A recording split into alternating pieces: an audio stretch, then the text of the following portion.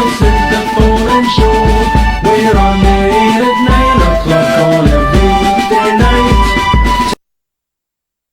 Taking calls from the Bears. Hello, hello, it's Rangers Radio. Hello, hello, this is the Forum Show. We're on the air at 9 o'clock on every weekday night. Taking calls about the Jazz.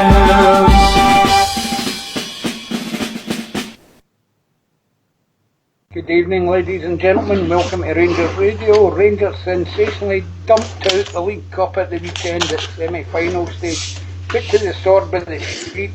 Steven Gerrard's an angry man about everything, and somebody's making a hell of a racket in the background. Can you go and mute, please, if you're not speaking? That's better, thank you. And Dave King fires a broadside at Sports Direct. You can call in 0141 356 1972, or if you send a friend request to rangersradioonline.com, Fox will bring you into the call. So we've been joined by callers already. We've got Big Ulster, we've got Fridge Man, we've got Paul. Evening, gentlemen. Evening, everybody. Evening. Well, can I say a huge good evening to the boys in the panel? Massive good evening to the guys in the lobby, to all the Rangers fans listening in all over the world. Good evening, and welcome to Rangers Radio. Thoughts about the weekend, Fox? You were there, eh? Oh, where do you start, mate? Always remember the fight in Manila. I think it was 1974, and they nicknamed it Rope-a-Dope, where the tactics in boxing were to Aberdeen lay on the ropes for most of the game and then hit us with a sucker punch near the end, mate. Totally sick. I thought great analogy, Fox. Muhammad Ali and George Foreman, Rope-a-Dope. What a fight that was, by the way, wasn't it? I only wasn't as good as that, mate. It was in Kinshasa, no Manila. Right, okay, I'll take your word for that. Smart ass at a party and nobody came, by the way. I honestly thought we huffed and puffed all day and never produced anything. There was no creativity in the side. Every set play we had was wasted. And the one and only chance I thought we really had was Sadiq, and he decided to go submarine and go down. Although there was contact, because it happened kind of in line with where I was sitting. He was clear of the keeper, and one more stride would have allowed him to stroke it into the net. I don't know what the boy was thinking when he went down, but it was a sad day. And then what happens? You know, the usual. They score, and we tried to up it then, but too little, too late for me. Couldn't you understand all the substitutions or lack of them? I suppose that was down to we didn't have MD really on the bench that could change the game. I take it Arfield wasn't 100% fit, or he'd have probably had him on for Koulibaly, who I thought was really disappointing on the day. Well, yourself also? Crap. Well, that's a one-word summary there. No, seriously though, I'm still very disappointed, to be honest. I'm not even angry or anything like that, you know. I'm just so deflated. But like Fox hasn't really said much wrong there, to be honest. Yes, we had possession. We done very little with it. It was very Warburton-esque for me.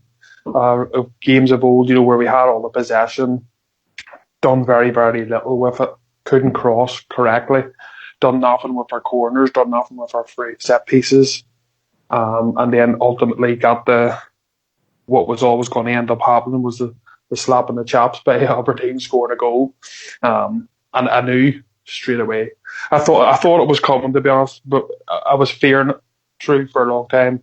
And as I said to the boys, if they score here, we're in deep, deep trouble, because I don't know how we're going to get anything, you know, how we're going to get a goal back if they do ultimately go up and score. And once they did get their goal, I thought it was too late to be throwing bodies on. And we did try to change it. I thought the changes were wrong.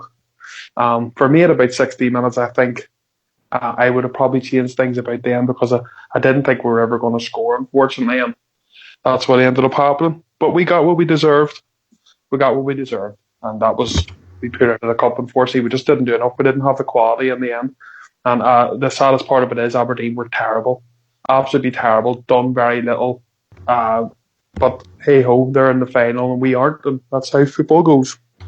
Aye, that's it, but we've been joined by a caller, evening caller. I'm sorry, my panel's not working great. I don't know who's in the call mostly.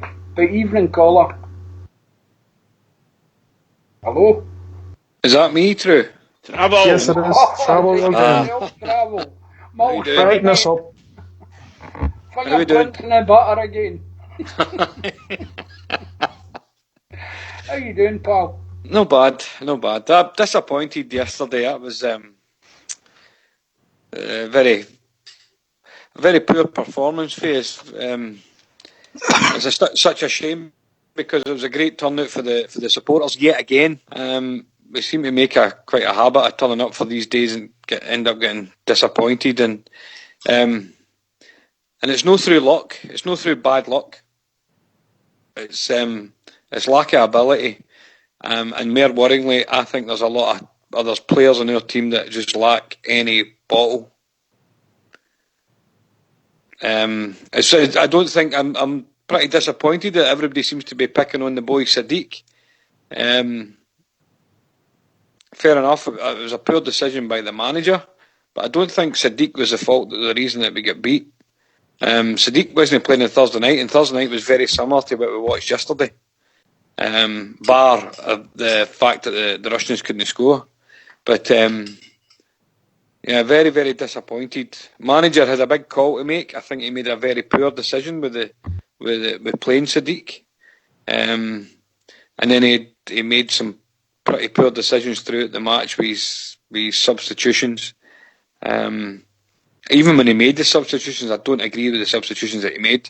There are players that should have come off, and I think something that bothered me again a wee bit on Thursday night is when he made his substitutions, he seemed to move 2 or 3 players just to accommodate taking particular players off, and it's the same. It was the same yesterday when he took off Ryan Jack. He then moves Koulibaly back into that defensive position. Why not just take Koulibaly off? The boy hadn't kicked a ball all game. I don't think Ryan Jack was flagging. I don't think he was tiring badly.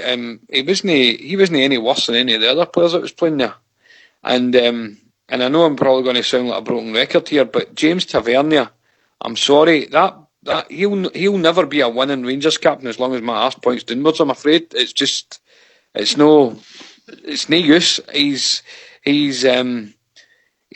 There's games, these big games, he's not stepping up. He's supposed to be the captain. There is nothing that you think of the captains we've had in the past. They're inspirational figures. The players around him look up to him. I cannot see that with James Tavernier. Even as much as when he's doing the interviews at the end of the match, he's no out there, and he can say he's hurting all he wants. I'm fed up hearing him saying he's hurting. It doesn't wash anymore, James. You need to go out and do something. You need to show it in the park. Every single set piece, he seems to be the one that's on the ball. There was even one occasion where we got an offside decision, and the big boy Worrell was taking. I was expecting Tavernier to cross out onto the left back side just to take that one as well. He takes every corner. He takes every free kick. I'm sick watching it. I'm fed up watching it. When are we going to change something? Well, that's it. Can I come in on that? Aye, go ahead, Bridgeman. I was just coming to you next, my friend. Oh, thanks, pal. Thank you. No, I actually agree with everybody and their criticism. I thought that the only thing I can criticise Sadiq for is he looked as if he got injured in the first half and he was limping a wee bit. In the second half, I would imagine just before the hour mark, his legs kind of went from him. But it was kept on, and I thought he took a chance. I thought he got round that goalkeeper and he was going to put the ball in the net, and I felt because it was looking at him, the way I was looking at it, it just looked as if he had been pulled down. So I was shouting at the top of my voice to get the guy sent off and so on and so forth. And I saw the referee running over and the yellow card out, and I thought, well done, referee. Didn't realise he had dived. And of course, I haven't even seen it. I haven't seen a rerun of it. I've no time yet. Maybe you guys can tell us after if indeed it was. It sounds if it was. Most people I've heard said it was a dive, and apparently he did the same thing in one of the youth games, straight through, and then took a dive, could have scored. Never mind. But I agree with him about Tavernier. I agree with Travel. Travel, I've said this for a while. He seems to be taking too much responsibility on his shoulders. He's taking every free kick and every corner. And the truth of the matter is, he's not very good at them sometimes, you know. Sometimes they're just too local, predictable, Bridge. I'm saying Too that. predictable. He's just not very good at the free kicks at the moment. He's maybe a wee bit off form with that. Maybe he needs to get some extra training on these things. Because some of the things they're too short or they're too long. And we can't afford to do that. We must have had, I'll exaggerate a bit. We must have had 24 free kicks yesterday. And unfortunately, Tavernier took every one of them and they never hit anybody. We never had a header. I'd tell a lie. We had one header in the first half. The big Siddiqui managed to get up for it. But other than that, no. And Aberdeen had won. Aberdeen had one corner in that second half. And that's it. And by the way, I have to say, take nothing away from the young lad. He got in there. He was in amongst it. Somebody was claiming for a foul. I didn't see a foul, but the boy was up, popped it in the net, and I thought to myself, well, is that not a sickener? Is that not just what we, as Rangers fans, and I've been watching for a couple of years, is that not the type of thing that will happen to us? If we don't put the ball in the net, we're going to give away a chance somewhere along the line, or a big scare happens. By the way, 10 minutes in, 20 minutes in, that boy McGinn, what a chance he had. And he blazed it over the bar. So, really, can I just say, I've got some criticism. I'm going to say this once again. I don't mean any harm to the boy. But you know, John Flanagan, a good fullback and no bad. But we can't afford to play him at left back because he doesn't have a left foot. In a big game, I mean, he doesn't have a left foot. That young boy, whom I hate with a vengeance, the triple-barreled name, is it Mackay Stevens, the double-barreled name? That boy hit him on toast a number of times during that game. That's the truth. I noticed that as well, Bridgman. I think you're right. I think John Flanagan for me is a throwback as a back. He defends. That's what he does. You know, some of his passing was absolutely atrocious. But I think, I know what I'm going to say, I don't like saying it, and I know you're not want to hear it, but I thought McInnes scored it but spot on the way he played us. I do believe that carried a bit of fortune getting the goal and all the rest of it. But we were speaking about it before the game, and we were talking about spoiling tactics, and that was basically what they try to do and hope they hit is with a sucker punch. And it come off for them, Ulster, eh? It did, mate. It came off with them, but we need to find and people might like this, but this is the truth. That Aberdeen team will do the exact same thing in the final. That will be the same tactics, but the fact is they're going to get a hammer in that final. And we need to find ourselves a way to do the exact same thing. I know teams are frustrating us, but we have to find a way of beating them. You cannot have that amount of corners and that amount of free kicks and that amount of chances and waste them. You know, there's what our problem is. It wasn't how Aberdeen played.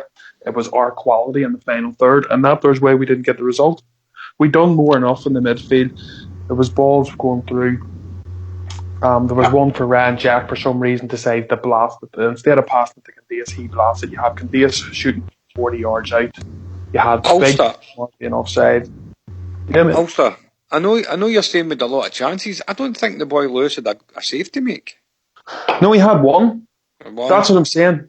One chance or one save to make, I think, the whole game or something out of 15 shots or something. It was terrible. But what I mean is, mate, you know, we had the corners, we had the free kicks, we had the possession. You know, it's not as if, you know, we could have created chance. If it was better quality in the final third, we could have scored a few goals yesterday. Unfortunately, the quality just was not there. Also, don't you think we were trying to walk the ball in? But that happened on Thursday night as well. I was just about to say that. Mm-hmm. So there seems to be we're getting into a habit because our centre forward isn't actually putting the ball in the net. What we're finding over the past 3 or 4 weeks is that Alfredo Morelos is actually being the playmaker for us. He's the one that's setting the chances up for the other players, and sometimes he actually wins second ball off their chances. But really and truly, nobody else is actually making these moves. The moves for him, for Morelos, in the box, It's just, it hasn't been happening for us. Let's put it that way. Was there no a statistic? I think it was the last 6 goals he's either assisted or he's scored. He's scored them. Absolutely, yeah. So, I mean, that's amazing. That's it shows you how important he is to us, but it also shows that we're pretty one-dimensional, and I suppose we're pretty easy to beat. We must be. Because it seems there was no fear.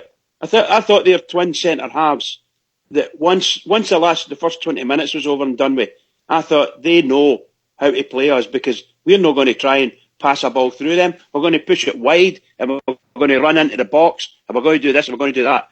And every now and again, somebody will have a really poor shot. And I thought, I thought Ryan Jack was magnificent yesterday. He picking the ball up, he was stroking the ball about. But you know, when he took that shot from someone like 20, 25 yards, I thought, what is he doing? And there he goes, and he flapped it. He actually flapped it. So, what can I say? I think it's just crazy. What about yourself, Fox? You think McInnes scored it right? I think he got lucky. I don't think he got it right, mate. It's all right saying after the event he got his tactics right, but they're a poor team, mate, and yesterday we played like a poor team. We're going on about Tav's free kicks, Tav's 2 corners. The whole point of it is there's nobody in our team that can header a ball. Think about it, guys. The guys up front. I'll tell you who can header it, but the first man, the first defender, because that's always seemed to hit is the first defender every single time. When you're somebody header it when you can't beat the first man. Let me finish. When your attackers are hiding behind the defender, who's able to hit the first ball, if you get in front of him, you can deflect it across the goal or anything else. Our players stand behind the opposition defenders. That's what they do. I watched it yesterday. And as I say, out there 10 forward players, probably only Goldson can header a ball. So if he's putting in corners, who did you expect to header them? Big Sadiq couldn't header nothing. But it's not just the corners, Fox. It's open play. It's free kicks. Even his direct free kicks. Our 2 centre halves were up for every ball went into the box, mate. They never got their head on anything. The boy Worrell is good on the deck, but very poor in the air for me. At least Katic was a threat in the air. He scored goals. I can't remember. I think Worrell maybe have scored one if I was thinking about it. Goldson is poor at set pieces. Koulibaly isn't big enough. Jack's no big enough. Ajaria doesn't get into the position to head a ball. Kent and Candias are midgets, mate. Come on. Yeah, but Foxy, at the same time... What we need to do is work out set-piece routines, mate. Yeah, where we're not just lumping it into the box. But play the ball at the edge of the box. Do something different. Because Foxy, we're getting nothing out of set-pieces. Yeah, but Foxy, with the set-pieces that we're getting, the ball's not going anywhere near Worrell or Goldson to let them go in and have a try a header. The ball's actually going way past them, or getting, as Travel says, can't get past the first or second man. That's what it appears like. I mean, they're standing at the other side of the penalty spot, so they're there in a good point, and lots of their players are round about it, and they're there. Go up there and let them fight for the ball. Okay, sometimes they're not going to get it. We understand that because that's football. But sometimes the ball never even reached them. And other times it went way over their head. So there's a misjudgment in the free kick. I think that's a point a lot of guys are making. Even their crosses, where you're even running down, even Candias' crosses, weren't they that great yesterday? Because they were getting to the front post, or in fact straight into the goalkeeper's arms. So they weren't really good for us yesterday. And I think we really suffered not having Morelos there, because he makes, even when he's not scoring, he still makes us tick and brings people into the game. That's all I've got to say about that. I don't think Morelos would have made a difference yesterday. I think we could have still been playing and not scored. But getting back to the point about the set pieces, they should be mixing it up a bit. And if you're not going to win the first ball, you've got to win the second ball. That's his basic coaching stuff. I'm by no manner of means an expert, but that's how I would see it. If you're firing high balls, By the way, that Aberdeen team's not that big. Not that big. Goldson and Worrell should be in there competing for headers and all the rest of it, if the game dictates that. And when you're a goal down, that's what it does. But again, going back to the set pieces, I think it's an important point. Set pieces need to be changed, they need to be mixed up, they need to be messed about.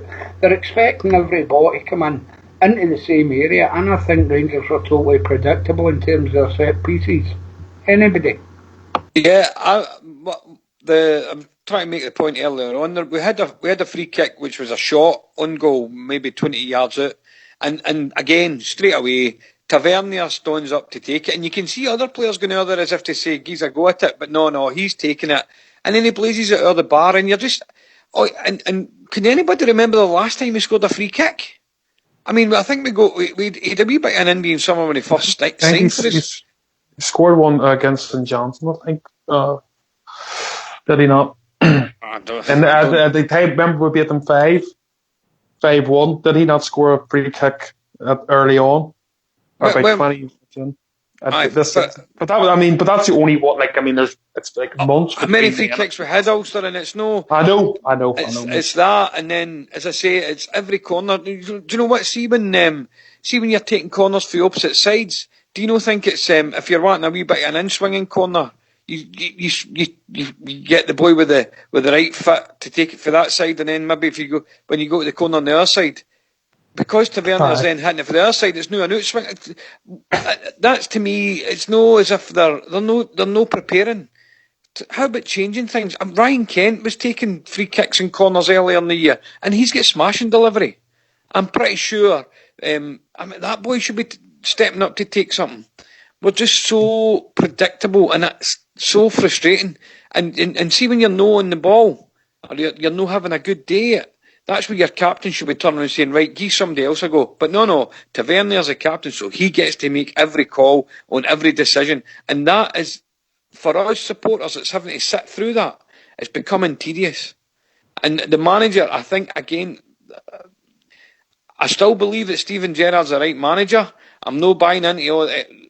Everybody seems to be saying that there's people calling for his seat. I've yet to see anybody saying, but do you know what?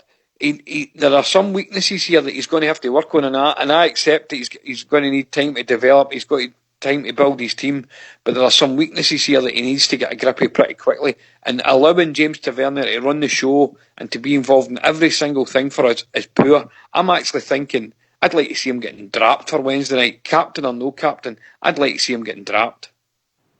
Steven Gerrard getting things wrong at times, Bridgeman.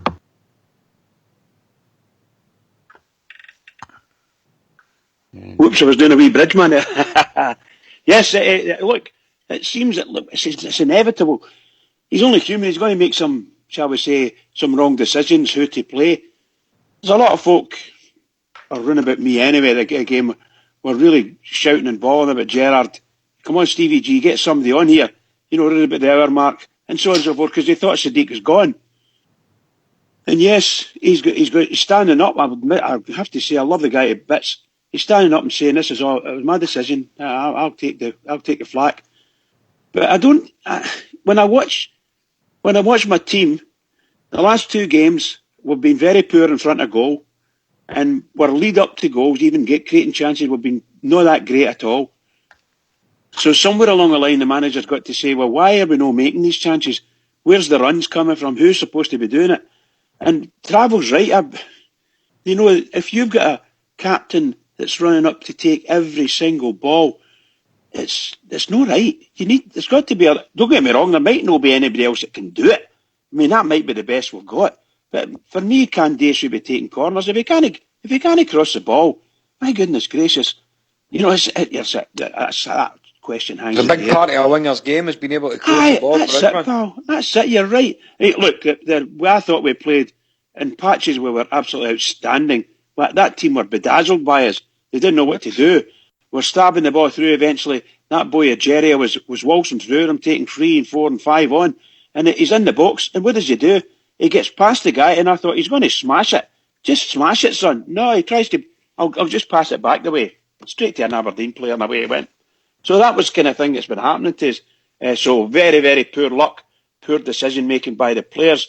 Players that are should be in a real position of authority from a midfield perspective, and no doing it right, in my opinion.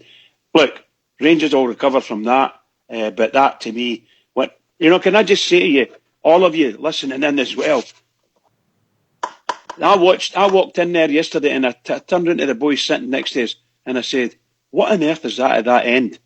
And I thought to myself, that is nothing short of disgraceful, what they've done with their support, the Aberdeen support. I mean, half the terracing wasn't nobody there. It was just unbelievable. So, these people moaned and groaned. They've managed to do this, and to me, they just made a fool of the shall we say, the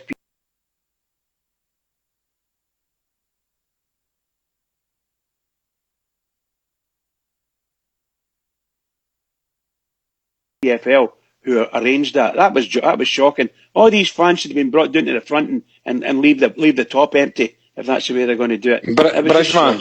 I'm sorry. They're getting home happy. Of course, I understand that. Do you know what? It doesn't matter whether they bring 10,000 fans or 10 fans. I couldn't care less. It was what happens on the pitch. No, I was trying to say that. That's what I'm asking, guys. Has Steven Gerrard been making mistakes, Fox? Yes. I don't have to answer. Everybody answers for me, mate. Look, the whole truth is we've been on and on about set pieces there. Tab's been getting a doing. The guy with the most assists, second most assists in the team, second top goal scorer on the team. He seems to get the blame every time we lose it because he's captain. What about the rest of the players? What about Koulibaly, who couldn't pass a ball 3 yards, mate? I'm just going to. No, what about Ryan next Jack? one I was going to bring up was Candias. Ryan Jack. I'm actually thinking Candias maybe wants to be dropped as well because I don't Is think. my mic no working? Sorry. I'm saying Ryan Jack, who dropped that deep, he was ineffective, which left the two in the middle of Ajaria and Koulibaly, who, as soon as they crossed the halfway line, get swamped by the Aberdeen players. They had no out ball because there was no movement up front. Both Candias and Ryan Kent kind of stuck wide, and we had Sadiq, who had 2 central defenders round about him.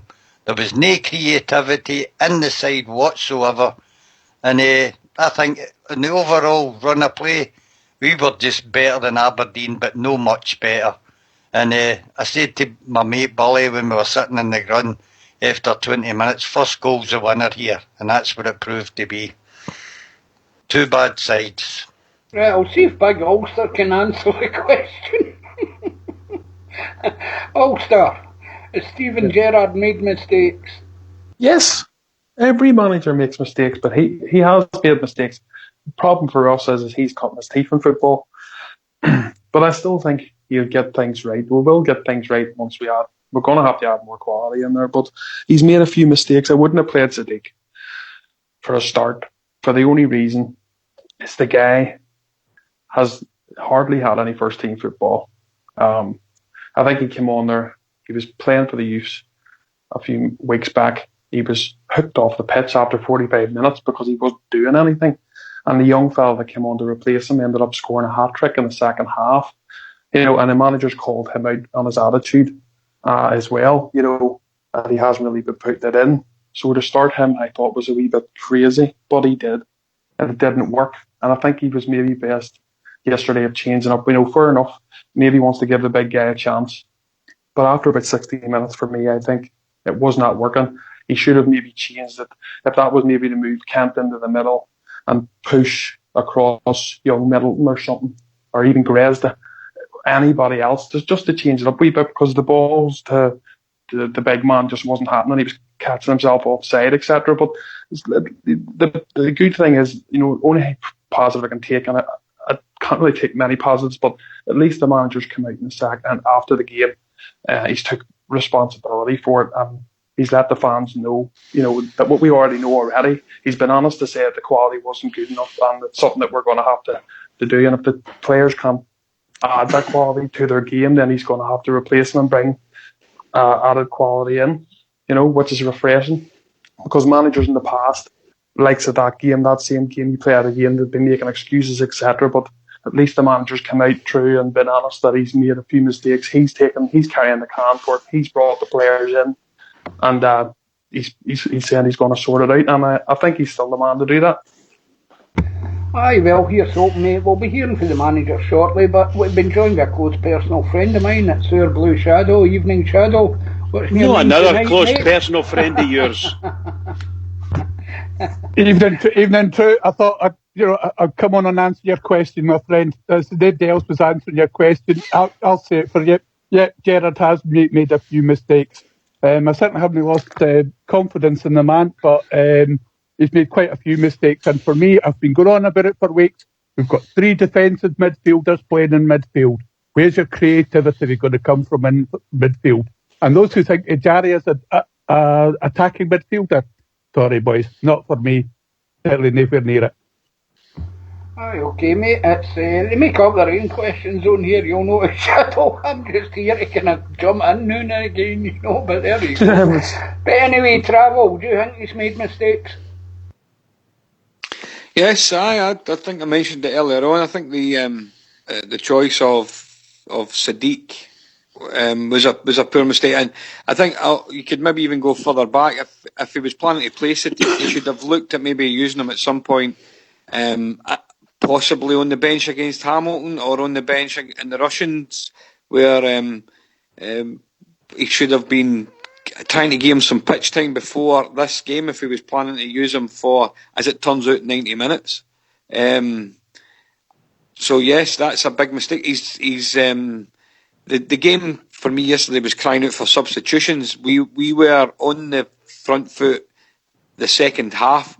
There was a spell where it was just constantly pressure, and I wanted me to try and be a wee bit more positive with these substitutions and be a bit proactive. As soon as they scored that goal, all of a sudden he's then throwing on Middleton and then Arfield. So I don't know if it's lack of confidence or is he no. We keep getting told about how much such a strong backroom staff. Are they not having any influence on that? I seen Gary McAllister went down and spoke to him a couple of times on the sideline. I think Mick Beale went down and had a word with him as well. It doesn't. I don't know if he's overruling these guys, or maybe that's not even a discussion they're having. But he needs to be taking opinions for these guys if that's the experience that he's brought in. So yeah, there's another mistake for him that he's maybe been a bit too stubborn and a bit pig-headed on it. But yeah, he definitely does make mistakes, and we have to accept that. It's a bit like having a young player on the team. You can't have consistency every single week for young players. You have to accept that they're learning, they're developing, and that's what we've got with Steven Gerrard. I just want to, and he's come out and said about a couple of times now about making mistakes and learning. That's 2 weeks in a row where we've watched pretty dire performances. 2 games in a row, and also the Hamilton game. We weren't actually that good, despite the 4-1 was. So you could say we've been pretty poor for 3 games in a row now. So we need to learn, and I want to see him making changes to that team. I want to see him shaking it up now. Candace, he could be sitting. Koulibaly, as Fox mentioned earlier. Yep. He should be, if he goes out there and plays the same team or a similar team on Wednesday, then that tells me he's no learning. And he's no willing to make big decisions where he's dropping some of the, let's say, star players. I think the thing is as well, Travel, I think we're all reasonable enough on here usually. We can accept Steven Gerrard, massive job, first step into management, to take on the Glasgow Rangers, massive. But I think that, we did a discussion yesterday in the post-match show about the substitutions. It's interesting to mention them because it came up quite a lot yesterday. And I think a lot is kind of thought, he should have made the substitutions earlier before we went 1 down because it was pretty obvious we were powder puff up front, Fox. I think he just wanted to play a centre forward in the centre forward role. And he could have got lucky, mate. He could have got lucky. Sadiq could have maybe flicked a goal in, but it wasn't to be yesterday. And of course, that decision to start him was probably the one he was going to sink if we went, the cup way. And as it turns out, that's the mistake that was made. But what else could he do, mate? Who else did we have? We've loaned out our youth players. We've got to take the consequences of that.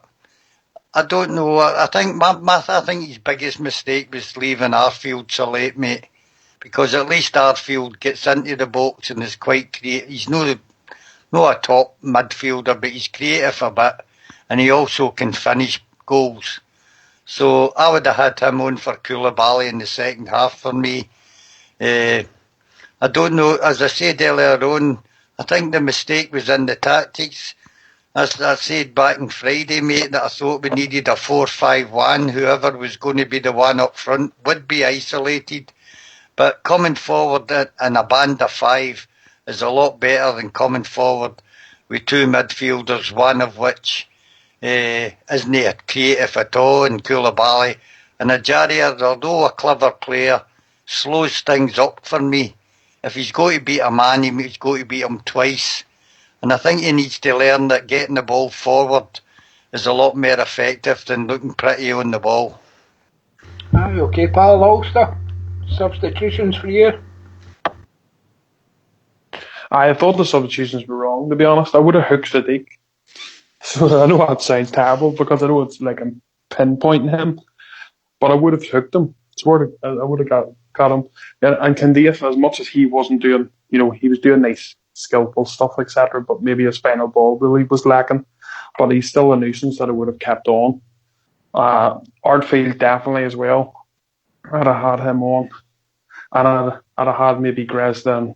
I don't know. Maybe I probably would have put it on Artfield, Gresden, Middleton, and just went, once things weren't changing or weren't going right for us.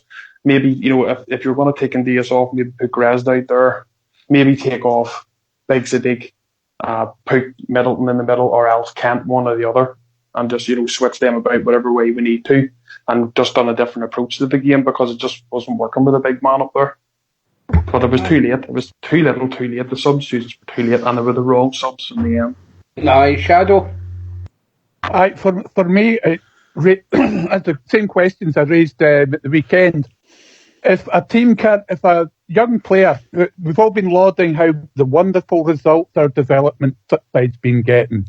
Now, if a young player can't get a game in a side where we don't actually have a recognised centre forward, what's the point in even having them?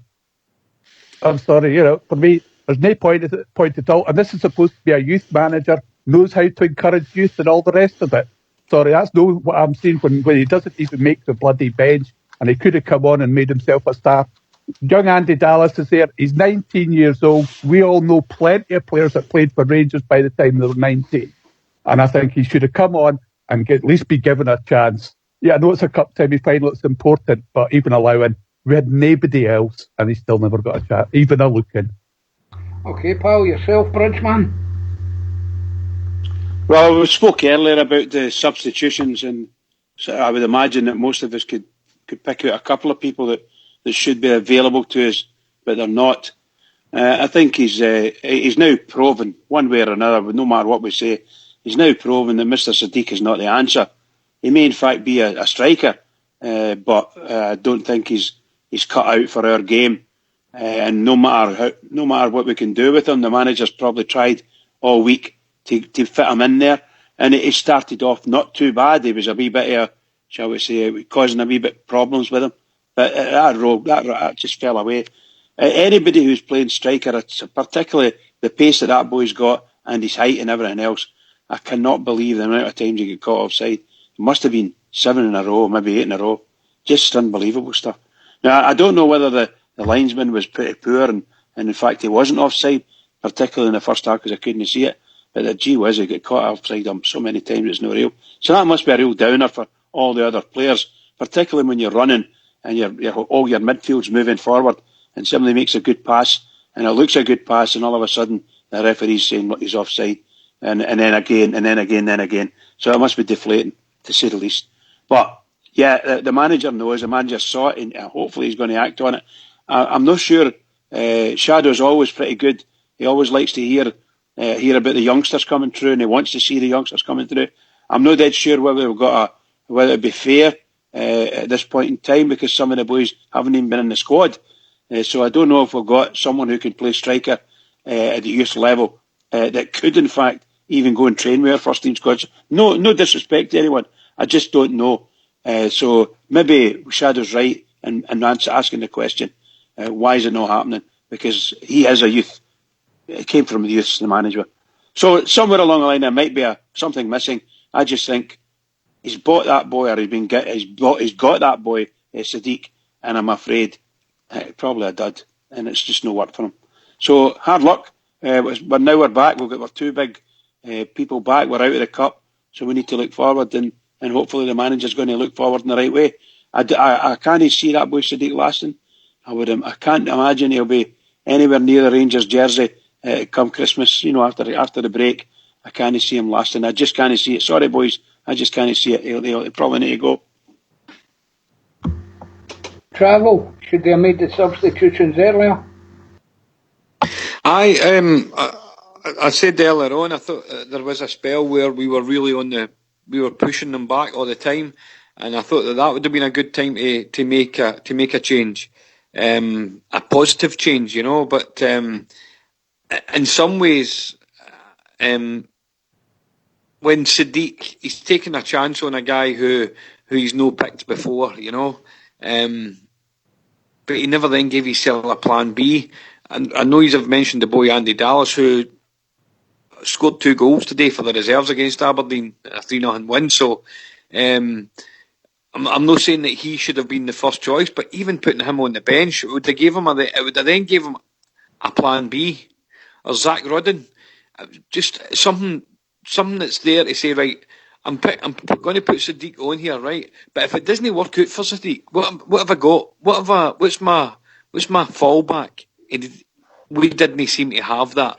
The substitutions are very similar to the substitutions we always make. I would have probably went a different to what Fox was saying. He was saying 4-5-1. I would have maybe went 4-4-2. I would have maybe took your man Sadiq off and put Arfield on, but then maybe make your two Ryan Kent and Candace come in a wee bit and have them as the 2 men. But Arfield maybe just sitting that wee bit, lying that wee bit further forward. So that's the change I would have maybe made. But Sadiq, I'm loath. He seems to be the guy that's carrying the can and the skate, and everybody's saying, but our faults were a lot greater than just a guy who hasn't had any. Is arguably is not even match fit, but he was pitched in there and made to play for 90 minutes. If you want to start pointing, we could even go back and look at the defence. It was a very poor goal to lose, considering it was our only chance at the half. So. I'm sorry, I'm maybe getting off your question a wee bit, but I did mention it earlier that we should have made our substitutions earlier. I think with Sadiq as well, mate, we've got to bear in mind that's the first competitive game he's played with us. I know that. Aye. And I honestly don't think Morella's been fit or no being suspended and in the team would have made a great deal of difference. I really don't, But I know Fox has got a Stephen Gerrard interview, so if Fox can line that up, we can have all you listen to that, gentlemen, and then we can come back on it. If you all want to go on mute. Stephen, a hard one to take. Yes, very tough. This one will hurt for a good while. Semi-finals are, the stage where you want to go on and get over the line and get to a final. It's Aberdeen's day. We wish them well, and they deserve to go through because they created that bit of magic in the business end of the box, and they punish us on a set piece. So we got what we deserved. In terms of the performance was fine. I thought it was quite good up until a certain point, but a serious lack of quality and a serious lot of bad decisions in the final bit of our play today. So we didn't deserve to score. I picked the players, I signed the players, I picked the game plan. So I'll take responsibility for this. But what I'll assure everyone is that won't be our last semi-final. And if it means I have to go and buy better quality players for when we get to this stage, that's what'll happen. How big a frustration is that then, Stephen, the fact that How big does it sound? that final thing, because that's a couple of times this season, for example. We carried Thursday night's lack of quality. That final bit, when you get into that good area where you've got the opposition panicking and on the back foot, and then you want someone to have the courage and the belief and the quality to go and make the opposition pay. We had none of it today for 90 minutes. 90 full minutes on a glorious surface, within a good performance. I don't think anyone's played bad today, but as a team and as a group, we had a serious lack of quality, and we've played 90 minutes and we haven't created a clear-cut chance, so we've got ourselves to blame. But I give the game plans and the tactics, so the book should start with me. If there's any fingers, bring them my way. Do you feel that the likes of Morelos and Lafferty not playing over? Sorely missed. Sorely missed. How, when you came to deciding to play Umar, how easy or difficult decision was that for you when you came up? Well, we're Rangers. We're Rangers. We're a big club. We're a big team. You should play with a centre forward, in my opinion. To be fair to Umar, in the last 2-3 weeks he's shown signs and improvements. Whether that's enough, we'll have to judge that moving forward. But I thought his performance up until the final bit today was okay. We can't point fingers at Umar and blame Umar. The only thing I'd say to him is, when you go around the keeper, stand up and put it in the back of the net. Don't dive or you're going to get a yellow card. When you're saying there, Stephen, the club will be back in the semi-final, but you need better quality, that's... No, I never said that. I said, without a doubt, we will be back in semi-finals. And if the players that we've got now don't improve and start producing the quality in the final third, my job is to go and find them players that'll do it. Otherwise, we're never going to win anything. You've had a lot of positive momentum since you came in, Stephen. How much of a setback is this today?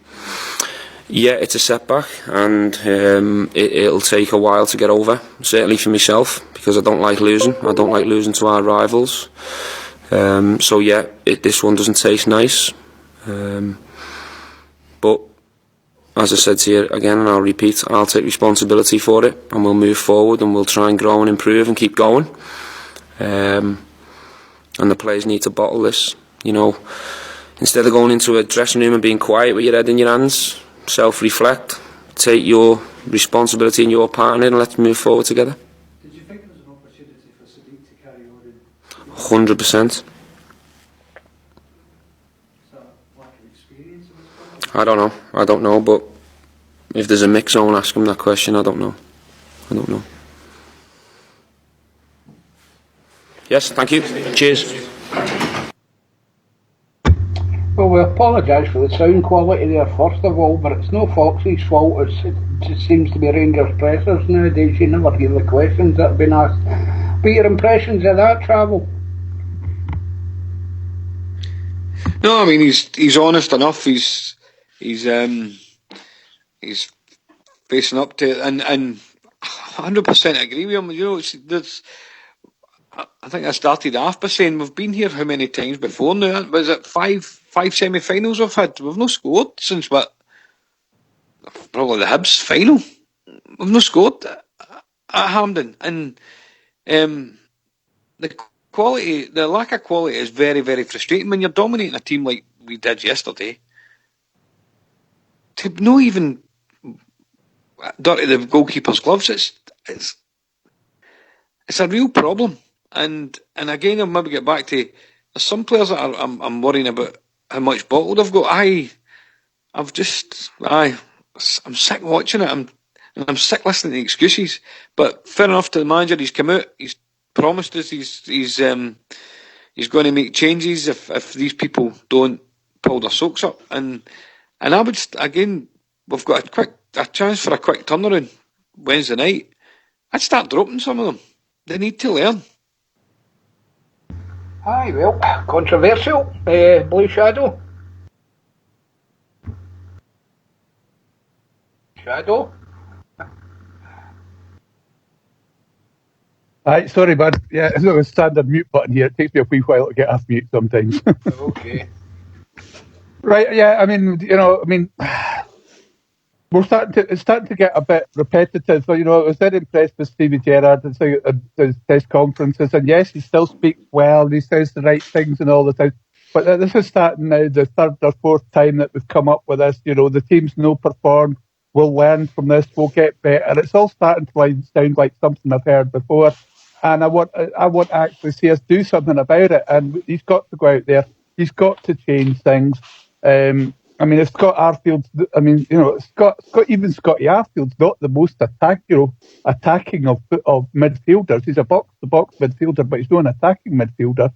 So the fact is that he has sent admittedly we couldn't admit Dorrans was going to get injured, but he sent our only other attacking midfielder out on loan for a year.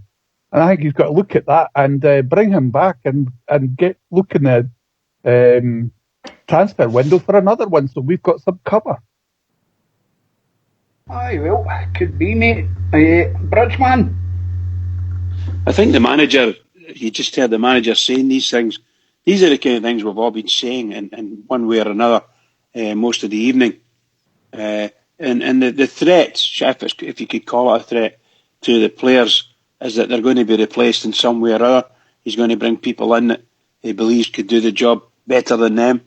So as a challenge to them, and obviously it's all music to the ears of the Rangers fans who have sat or stood and watched that game, and there's major weaknesses in our psyche or our makeup because for some reason or other we can't score against it. We can't find a proper way through, and when we do get through, we want to put the ball back to somebody, make it easy for somebody to put it into the net or walk it into the net, and it's just poor.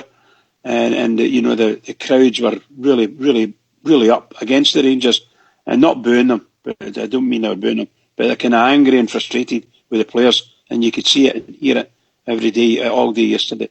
And for us to walk away from Hampden empty-handed yesterday, when we could have gone through, we should be going through to the semi-final, to the final.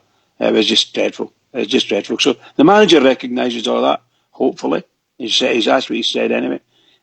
Some crap questions for the press, and some of them one we couldn't hear. But you can just imagine what they're saying. And every single one of the press and the media in this country now, all the pundits will tell us that Aberdeen deserved to win that game.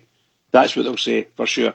And we know, as Rangers fans who were at the game, absolutely no way did they deserve to win that game. Other than the manager said they deserved to win it. Aye, but that's what I'm saying.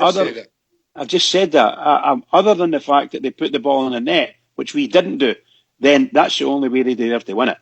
But from a play perspective over 90 minutes, absolutely no way were they better than us. No way.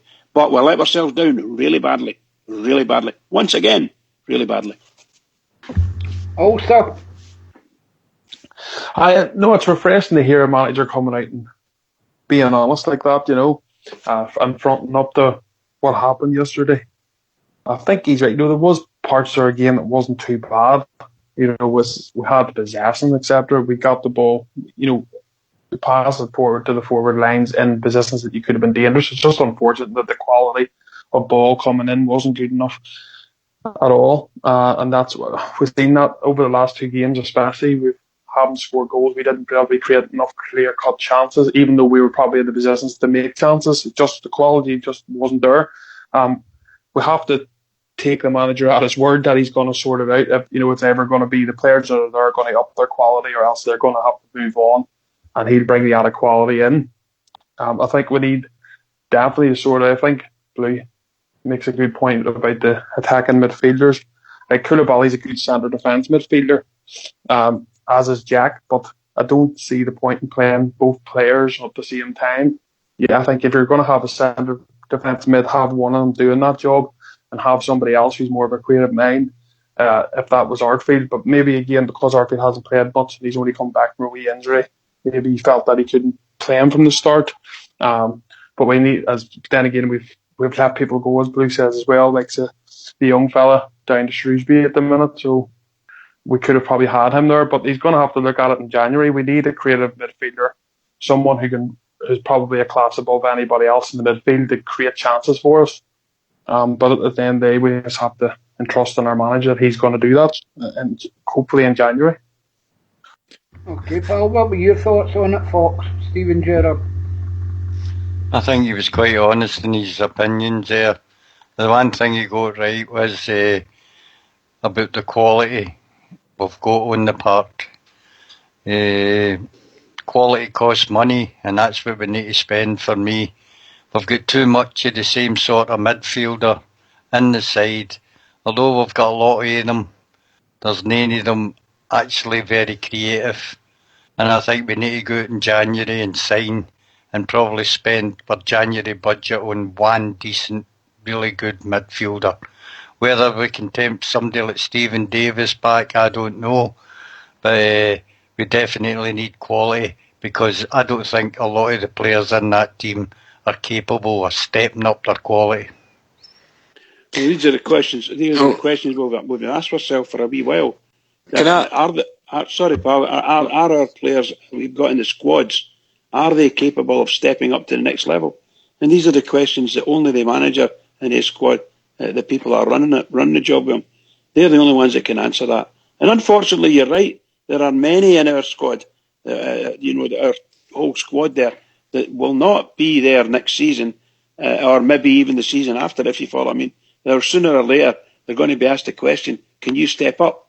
But my only thought is that I saw Flanagan struggling in the first half against that boy, and I thought, where's Halliday? You could do with Halliday there. I'm not saying Halliday would have killed him or anything like that, but he's left-footed. He understands how to defend and dress the ball properly, because that's what Flanagan wasn't doing. Sorry, guys. I just wanted to add that, I mean, we're talking about creative midfielder. Nobody's, we've bought Gresda, and we've hardly played him. He may be that player. It's just that we don't seem to play him. I think people seem to have pigeonholed him that he's going to be another winger. But I don't know. That for me, I don't think he was that type of player. I thought he was going to be that kind of just playing off the forwards in between the midfields and forwards. So he might be an option. He might be an answer. But again, he's no been played over the last few weeks when he's supposedly looking for game time. Fox, I would like to think we've got a wee bit more imagination than just gone back to get Stephen Davis. I like Stephen Davis, smashing player and all that, but I'm maybe a wee bit, I don't know if we want to go back the way. I'd like to think we should be looking somewhere further afield, or somewhere that's a wee bit better than what Stephen Davis is. And just one final thing about the manager. We're talking about as the manager made mistakes. Earlier on in the season, the manager kept telling us how he was going to be having different formations for different games. We seem to be set in a formation now. So that seems to be quite disappointing, because if you're telling me that we don't have enough midfielders that's in that creative sense, then we need to maybe look at the formation change and use the players that we have available and judge up and come up with a formation that's going to suit that. And if we don't have an out-and-out striker available that the managers get faith in, then adjust a formation to suit that. If we don't have too many central defensive midfielders, adjust the formation. We are set. That's going to be our formation, and that's us getting back to where we were with your man Warburton and even Kashina. Sorry, Fox. Aye, well, I was just going to say, I just mentioned Stephen Davis because he's the sort of midfielder that we're looking for. I know what age he is. I know he'll not be cheap, but for maybe an 18-month contract, would it be worth pushing the boat out a bit? I take it if you look all over Europe, there'll be guys the same age as him, with a lot of guile, who are coming to the end of their playing careers, but still could play for maybe 18 months to 2 years. And if we have to pay her the top, you're not going to get MD Young. No. You're not going to get MD Young. It's going to be cheap, mate. You're talking over probably £10 million for a good midfielder, mate. But somebody coming to the end of their contract who still possesses the ability would be a great help for us for a couple of years to start putting in a real concerted effort. That's all I was meaning. No, all I'm saying is that I can see where you're coming with Stephen Davis, and also January windows is always difficult to get players. It's probably players that are out of favour that's going to be the most attractive one, and I suppose Stephen Davis falls into that category. I just don't like us to keep going back the way all the time, that's all. Fair point, mate. Okay then, lads, if we could all go on mute, Fox will line up a wee tune for us, cheer us up a bit. Time for a cultural interlude.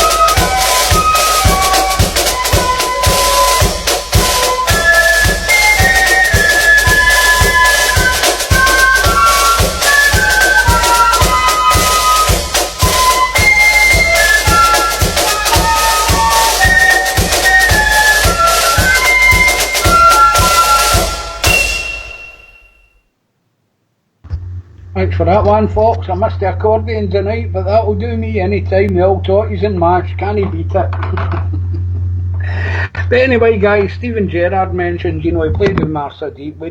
It's well documented. We mentioned it yesterday, myself in particular, I was dying to see you and Mar Sadiq on a football park, but no thrown in a semi-final of a cup, but Steven Gerrard says he brought him in so the team could maintain their strategy and their setup and everything else. I don't think it worked for me anyway, Travel. No, it did not, True, and as I mentioned earlier, we didn't really have a plan B. If that was what he was wanting to go for a striker up top, he never had a. If the Sadiq experiment failed, then we had nowhere else to go, and I get that's a mistake by the manager. He's mentioned his first mistake probably wasn't even giving the guy any decent run-outs to see if he was worth taking the punt on, But aye, shame. But it's taken us to get knocked out of the semi-final to realise it was a mistake. So, and that's a big mistake. I think as well it was brave of Sadiq coming on, because I think to all intents and purposes it's ruined his Rangers career blue shadow. I don't think there's much chance of him coming back now. I think that was his last chance. I think his chances at Rangers were ruined. This was just a second chance that's brought on by circumstances, and it was like, this is your last chance, son. And he went on, and he's not done the business. And for me, it's no point in having him here. We're not going to play him again. That was his ultimate last chance. So for me, for the lad himself and for his parent club, I think he should get the plane back to Roma just as soon as possible. For me, it's still going to work. Bridge, sorry mate, I thought you were finished there. No, that's feel free to carry on, Bridge. Bridge, I man. can't disagree with a word that Shadow said there. Absolutely right. I was saying earlier on, I feel so sorry for the boy. We saw him a couple of times earlier on in the season. He came on for a wee half an hour and here and 20 minutes there. And in fact, I'm not dead sure if he actually started one of the games, but my goodness gracious, he was not a hit. He was not a hit. And fans were saying, go on yourself, Sadiq, and he was, shall we say, they were having a wee laugh, but not laughing necessarily, laughing alongside the comedic way he was playing the game. And now that it's kind of turned a wee bit, and it wasn't comedic anymore, so we weren't laughing. We're not laughing laughing with him either. And unfortunately, he just had he made some terrible decisions for himself. You can't go in the park there and be continuously offside, continuously. We've lambasted Morelos for being offside a lot, but never as much as that. Never as much as that. It was really bad, really, really poor. And it's a cup semi-final. You can get caught offside twice or three times, but no, it was just continuous. It was like crazy, just crazy stuff. Anyway, I agree with what Shadow said about him, and I think he should be. I don't know what he's going to do with him. I don't know whether he has to wait till September, till the January, or indeed maybe he has to keep him here till the summertime. But for sure, I don't think he'll see him in a Rangers jersey again. I don't think so. Aye, Ulster. Yeah, it was last chance saloon for Big Sadiq. You're laughing there, aren't you? Yeah, if you didn't laugh, you'd cry. I don't want to cry. No, I think it was last chance saloon for the big man. I think Gerard maybe just went, look, he's the only other striker we have. We'll give him a run out, see how he goes. Hopefully he does the business, and that could be a real turning point for him. And, maybe it could be a successful loan spell for him. Didn't work. Nothing he done for me, really. He done a couple of things, maybe passed the ball to other players. Apart from that, he was caught offside quite a lot. He did get himself onside for one of the chances, and unfortunately decided to do a wee bit of a dive and instead of just standing on his feet and passing the ball into an open goal and see it come around the goalkeeper. For me, I think if you're going to have young, we can bring in a lone striker. I have no issues with that if they have a wee bit of quality or some sort of experience. But I don't get the point in bringing a young fella like Sadiq, who really hasn't done it anywhere, and leaving someone like Zach Rudden and putting him out to another team to gain experience. I probably would have preferred to see Zach Rudden getting his chance. And I'm sure he was watching that game yesterday thinking, I could have done maybe a better job, But he doesn't. That's just the way it goes. But I'll be astonished if we ever see Sadiq again in the shirt. He'll maybe play a few youth games, etc. But I can't see him playing for us again. Alright, big man, what about yourself, Fox? Anyway, back for Big Umar? I don't think he's suited to Scottish football at all. He's 21 years old, mate. He's been on loan at a few clubs, never done much, but maybe he'll be a late developer. I don't have anything against the big boy. He just didn't look the part on the day. And if and when he does leave us, mate, I hope the boy goes on and does something with his career. I mean, I think he's actually Nigerian, and he's went to Italian football. He's got to settle down in the culture there, and then he's moved from there to here. A lot of stuff for a young boy his age to handle, and maybe once he fills in a bit, he's a bit on the thin side. He might go on to have a career in football. Good luck to the big man. I think we've all had a go at him tonight, but he wasn't to blame solely for that poor display on Sunday, mate. No, I think you're bang on, Fox. It's interesting, but we're looking at Umar Sadiq, and you're mentioning yourself, he's come from Roma, Italian culture, blah, blah, blah. we touched on it again yesterday, and we've touched on it several times on the show about the loanees we've got. And if you look at Ryan Kent, you look at Ovio Jaria, Lasana Koulibaly, and Umar Sadiq, who were in the team yesterday. I think there was another loanee, Joe Worrell. You know, these guys here... Flanagan? Oh, sorry, Flanagan's no No, loan, Flanagan's ours, I'm afraid. But you're looking at the loanees, you know, that's an integral part of that team. How do we replace them, Fox? That's my worry going forward. It takes money, mate. That's the bottom line. Again, but Barisic, who Flanagan's filling in for the new, looks the part, but hasn't settled in great since he came. He's had few niggling injuries. He's on a 4-year contract. I think things will get better for him on the left side as we go forward. The boy Joe Worrell, he's played in most of our European games, mate. I've watched him closely, strong in the ground, but for me, can't he get off the deck for a centre-half?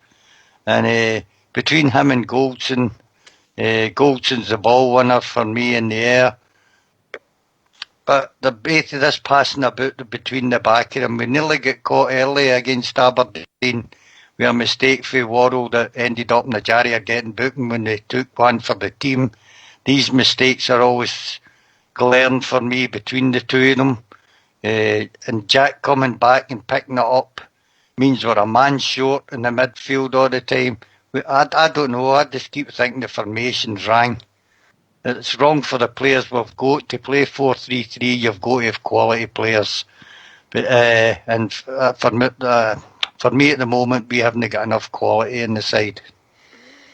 Okay, mate, what about yourself, Ulster? The loanees, you know? Have we got too many loanees? What's your thoughts on it?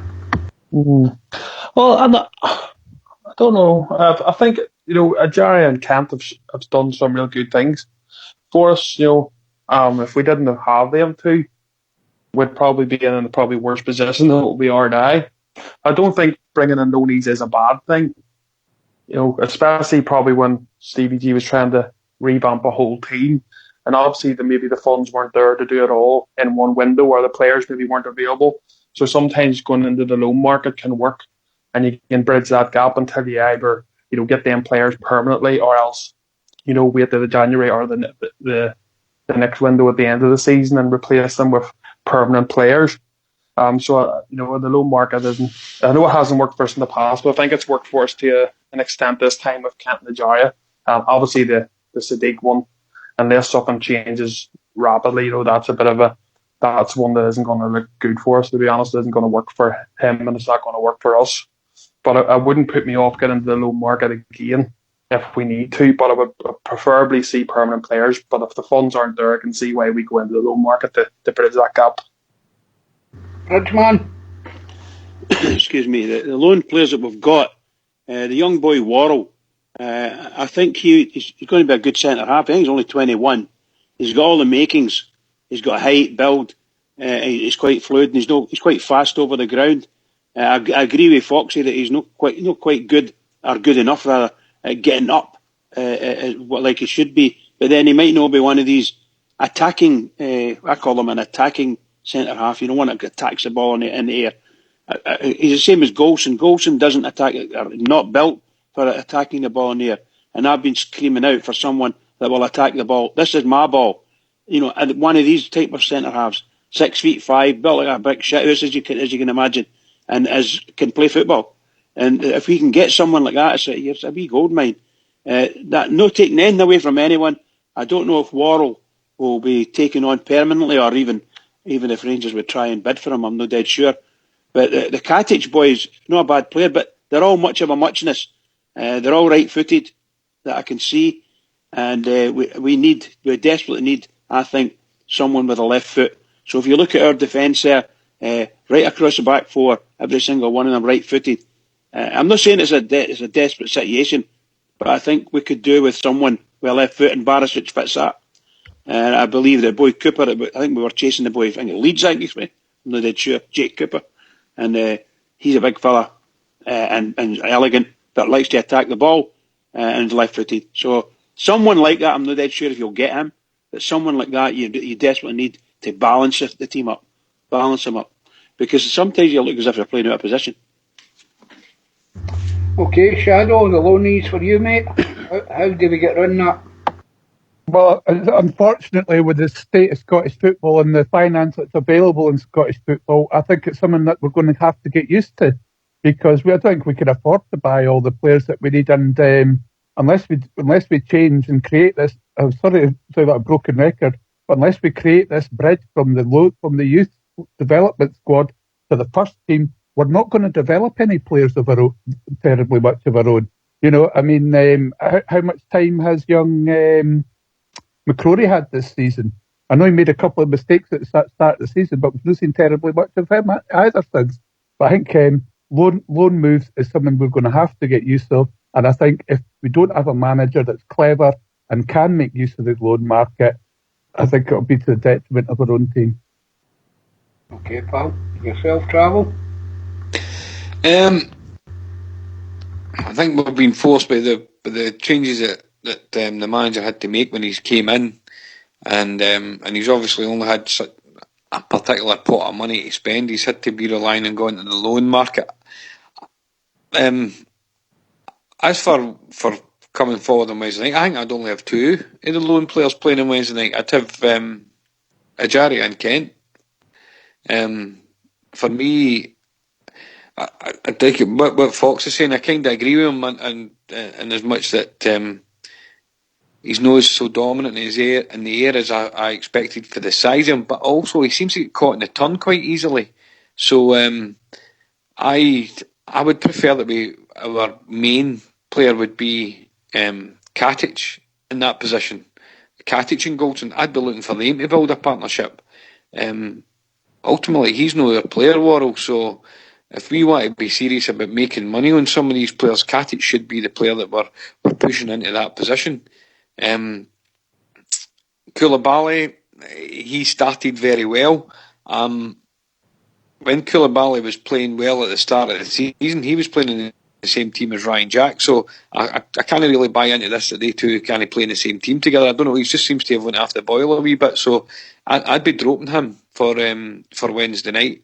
And the big boy Sadiq's going to be, he'll be just left to linger in the sidelines now, I think, until that time's run out. So we can't get away from it. Just as Blue Shadow had said, it's the unfortunately that's the way Scottish football is at the moment. I think we've done very well with Ajari and Kent. I think they're two very, very, and arguably probably two maybe throw in Morelos, but they are probably our most impressive players at the moment. And so I'm quite happy with Ajari and Kent. I wouldn't be relying on the other ones just as much. No, but we're playing there in a major semi-final, mate. We've got 5 low knees. That's nearly half a team.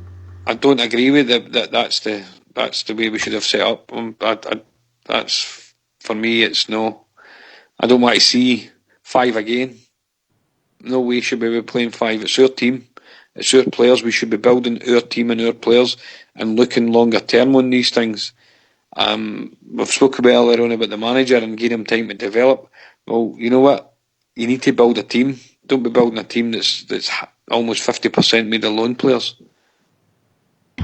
Aye, Shadow, sign of the times. 5 players in a semi-final, a major trophy. It's a very short-term strategy for me. It's certainly not one that I'd be looking to push forward. As I said, when players like McCrory are not even getting a look in, and he's supposed to be the future of Rangers. You know, people were looking at him as the future for Rangers. If the lad's in the update, get him out the door. Or is Mr. Gerrard thinking he's going to go out and spend the same amount of money next season that he spent this season? Because I don't think we can afford it, which would be interesting. Is an interesting point. We can't afford to go out and spend that sort of money every season for me on bringing players in. And with the wages, also as well, with the wages that we're starting to pay out now, that's probably going to reduce the transfer kitty as well if we're spending more on wages. And plus a debacle with the strips, but we'll touch on that a wee bit later on. Ulster, five low knees, mate, in our team. I know, actually, I didn't even. I know, when you think of it, like, it's pretty crazy in the semi final, But that was obviously you'd have obviously had either Lafferty or Morelos on if they were available. Big City wouldn't have started that game. But unfortunately, that's the position that we were in. We had to play him. Well, we didn't have to, but I suppose he's the only striker we had. That's why Stevie G's went with him. Worrell for me, I like Big Kadich as well. I think Kadich is just, he came back from injury there. He was a wee bit shaky in the last league game for us, and obviously he was hooked by the manager, and the Worrell came on to replace him. But I still think, in the main, that Big Kadich and Goldson were making a really good partnership until Worrell came in, obviously, and I know he's had a few nods there, but I actually prefer Kadich. I think Kadich is more of a danger when it comes to corners. We've seen him scoring a few goals for us this season, so he's more of a threat in the air. I'd like to have seen him. Koulibaly, for me, just has been off the boil ever since he had that injury and came back. He was doing really, really well before that, but since then, he just doesn't look like the same player. So he probably wouldn't deserve to start either. I would have preferred Arfield, but I know we said earlier that was due to maybe the injury and maybe a wee bit soon for him to start the match. But like everybody else, though, I have to agree. I think Kent and Ajaria do deserve their starting places because they've probably been two of our best players, to be honest. So I can't really complain too much about them two. But yeah, I think he's going to need to look at Candeias, maybe give Candeias another a rest, maybe put Kadich back in on Wednesday night as a more of a danger man when it comes to these corners and set pieces. So it's something we need to look up. But 5 for me is probably much too many, especially for a club the size of ours. Bridgeman.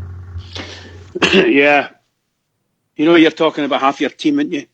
If you just say we've got a goalkeeper there, the rest of the team, you've got 10 outfield players and 5 of them are loans. So it's very difficult. And the manager, by the look of it, is totally dependent on at least 3 of them. And talking about Kent and Ajaria and Koulibaly, they 3 are, I would imagine, prominent in his mind.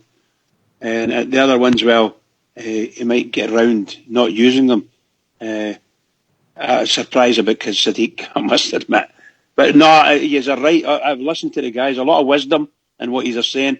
As far as I'm concerned, listening to it's great to listen to. And yes, how we get there, I don't know. Oh, that sounded like going to Baku. That's a song there. How we get there, I've said that. Sorry, I didn't mean it like that, guys. No, I think that how the manager manages to do it, I'm not dead sure, because to be honest, I would imagine that he was going to take on more loans come January. I wouldn't be surprised if he goes for another loan in January. But he can't have 5 loanees in our team because they're going to take up all the positions, and we don't know what's going to happen. Because if they all leave in the summertime, we're going to be completely left with no quality in our team at all, unless we're getting, just as the boy said, go out and spend a lot of money. So it's really difficult. He'll be in a quandary. I can't imagine him getting out of this very easily. But I have to say that we have got an amazing November and December coming up insofar as games are concerned. We get some tremendous games ahead of us, and a lot of them. So whatever the manager does, good luck to him, because I really, really want us to win. I really do. I want us to win, big style. So good luck to the manager. But really, five loanees, it's a lot of people. I think we all share that, mate. We're all desperate to see a trophy landing in Ibrox Park again, Fox, 5 loanees, how do you replace them? What happens? Should we depending on that many? Well, 2 of them have become established in the side, and Ryan Kent, of course, and Ajaria, mate. Koulibaly hasn't played well since he's been injured. Joe Worrell is reasonable, mate. I'm not saying he's a bad player, but let's look at what we've got and how we can reshuffle the pack. We're all good enough think McGregor's good in goal. We've now got a choice of 4 centre-halves if Macaulay's anywhere near up and fit, with Goldson, Worrell and Kadich. Could we go to a back 3? With 2 wing-backs and Tavernier and Barisic if he's fit. And with 2 up front are decent strikers. It's the middle 3 And whether we can adapt with the players that we've got, maybe, I don't know if Ryan Kent could possibly play in the middle of the park. He can beat a man, he can go forward. Wouldn't he's keen to defend, he gets back well enough. And it's just shuffling the middle three, and I don't think we've got a bad squad, mate. It's just that we come up to the League Cup there. Lafferty was, we knew when we bought him, he was cup tied, so we were depending on Alfredo. Alfredo could have been injured, they could have received the bookings that took him out the game. So we've known since we signed Lafferty that we've only had one striker for the League Cup. And out of all the competitions we're in, mate, we're out of the first one, which is the League Cup. Probably, although we all badly want a trophy, it's the least of the three things that we're in. The Scottish Cup's more important, the League Championship is top priority, and a good run in Europe helps fund quality coming in. So I think we've just got to juggle the players about in a new formation, mate. Fox, you're saying there we knew that we didn't have Lafferty for the League Cup. We've known since the Ayr United game that we wouldn't have Alfredo either. But we've went into that severely lacking in preparation. Aye, but the thing is, mate, that's what I was saying. We knew when we signed Lafferty, he was cup tied. Aye. So the smart move would to be, we brought in Sadiq, mate, because on paper, I suppose, I doubt very much if we've scouted him, mate. We've looked about for somebody that's available. The boy had scored this, I think it was 5 goals in 12 games. I think it was Breda he was at.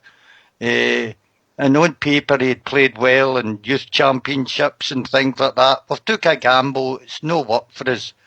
But I think we should have maybe had a wee look at somebody more at home, cheap, and kept him for a year. Or the other thing was not to let Rudden go out and loan, mate. Or Ryan Hardy.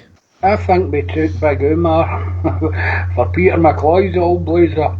I think that's why we pulled him in. He's about the only one that would fit, but I know what you're saying, but the thing is, it's interesting you touched on it there as well, Fox. You know, we were talking about the European run as well, and we've always said I don't think any really believe we're going to win that, but we always looked at the advantage it would bring extra finance in, pal. So I think that's where the money's going to come from in terms of bringing other players in January. I hopefully that we could possibly afford one quality addition to the team. We're not that bad, mate. It's just that we've had a run of injuries, suspensions, etc. And we just don't seem to catch a break when we need it. I think the European run is telling on the players, just the constant games. And the other bad side of that is you don't get much time to do your tactic stuff because you're gone weekend Thursday. The players get a day off after every game, and you're not getting that much time with them on the training field to try and change things, you know. Can I come in there? Go ahead, Shadow. Well, as regards having time in the training pitch and not having time in the training pitch, why during the international break did they give them all a week off? For me, especially when they'd be getting the best part of a month off in January, for the foul weather break for me. So I thought that one just does the wash. And for me, yes, there's no, it's not all doom and gloom by any stretch of the imagination, but why have we been absolutely rubbish, that's the polite way of putting it, since we came out of the international break? And if I remember correctly, we were crap after the last international break as well. So what's going on that during the 2 weeks off, are they just getting too much time off? They're switching off. They're not getting together a lot, and their minds are not on the game properly. I don't know, but something for me needs to change around these international breaks if that's the case. Well, the thing is about international breaks, the decent players you've got, Blue, are away in international duty. But we didn't have hardly any away in international duty this time. But I'm just saying that's what normally happened. Was Catty called up? He called off. Arfield went to Canada. Julie Bally, Gresda. Bally was away. Gresda was away. You're not getting your better players all together as a group during that time. That's so all I'm saying, you know. Koulibaly, you said should be rested. Katic was injured, which he was he couldn't train anyway. Arfield's injured, so he's not been playing. But and Gressner's, it doesn't look like he's ready. He's ready to play a full game yet, which is why he never played at the weekend.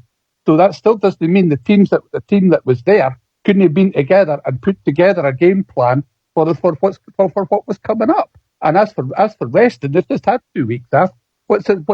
They can't be tired. So this playing Thursday, Sunday, yeah, that will affect you if you play over a protracted period of time. But just over what we've played so far, that's no excuse for me. I think we're getting a bit seriously. We're badly off form, just badly off form. Seriously, they are. A number of players in them. Go ahead, Travel. Just another big decision the manager made yesterday, which I think he was before the game. I thought he made the right call. Was the goalkeeper? They kind of made out that Fothering would play the cup games. It's come to the big game, the big semi-final, and he's dropped Fothering, or he's ignored Fothering and played McGregor. Now, before the match, I definitely agreed with that. That for me, you always should play the most, your most experienced and your number one pick. So I think we probably now have got a disgruntled goalkeeper there. I think Fothering we should be looking to get shot at him soon, because I think that he'll now see that the manager doesn't have confidence in him to play him in the big matches. So what's the point in having him hanging about the club? But then we'll go to the goal. I actually haven't seen the goal apart from being at the game, but a lot of people seem to be laying a lot of the blame on McGregor for the goal, saying that he should have come off his line and cleared it out or whatever. For what I've seen, there was a big power of bodies in there, and the boy Lewis Ferguson isn't exactly the tallest, but he was seen, for what I've seen, he was head and shoulders above everybody else. So we've got maybe a wee bit lacking for our two big centre halves that can't go in there and win that ball in the 6-yard box. But it looked awful similar to the goal we lost against Motherwell, where McGregor was probably pointed at, where people are asking for him to come and at least make some sort of fist at going for the ball. People that seen it on the telly can maybe clear it up. Should McGregor have done better?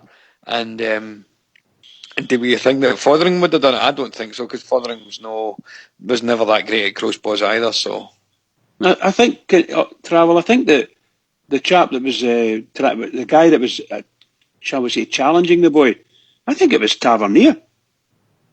And the boy was way above. No, I've not to go there. I can't go there. No. I'm saying it was actually a Jaria.